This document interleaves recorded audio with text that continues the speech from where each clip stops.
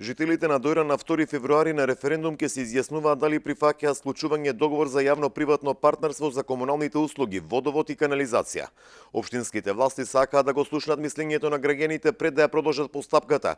Оти во моментов немањето канализациони мрежи, но и сигурно водоснабдување се најголемиот проблем на дојранчани.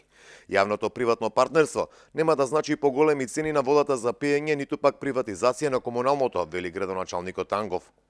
Тоа не значи продавање, тоа значи концесија која што ќе биде 30 години, меѓутоа и управувањето. Ние ќе имаме процент како општина во тоа ново предпријатие кое што ќе се формира, значи управувањето е заедничко, контролори сме јас како градоначалник, советот на општината, цената, што е најбитно, не ја утврдува приватниот партнер, ниту па ние како општина или комунално предпријатие, туку тука е регулаторна комисија која што ја дава рамката, а советот на општината ја утврдува точната цена во таа рамка.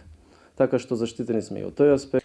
Општината во наредниве 2 недели ќе организира повеќе трибини и средби со граѓаните за да им укаже на бенефитите од склучувањето на договорот за јавно-приватно партнерство и формирање ново комунално. Информирани се сите надлежни институции, а утврдено и референдумското прашање.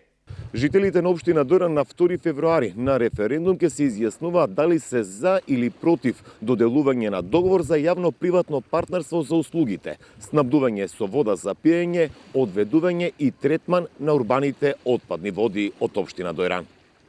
Сегашното комунално предпријатие со долг од околу половина милион евра нема капацитет за целосно покривање на Дојран со водовод и канализација.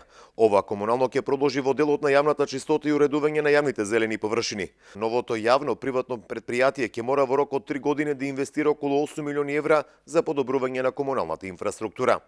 Пред се, она што ни е приоритет, добиваме нова прочистителна станица, а со тоа и заштита на самото природно богатство кое што го имаме, Дојранското езеро. Средување на сите канализациони мрежи, добиваат канализации сите населени места, вклучувајќи ги и селата, што не беше случај до сега, а се работи за големи инвестиции. Добиваме нови водоводни количини кои што ќе ги дополнителни води кои што ќе ги снабдуваат Нов Дојран, Стар Дојран, а и другите населени места. Анго смета дека со договорот потенцијалниот инвеститор нема право да произведува амбалажирана вода, туку да ги подобри исклучиво услугите за квалитетно водоснабдување и третман на отпадните води. За таа цел побара поддршка и од опозицијата во интерес на Дојран.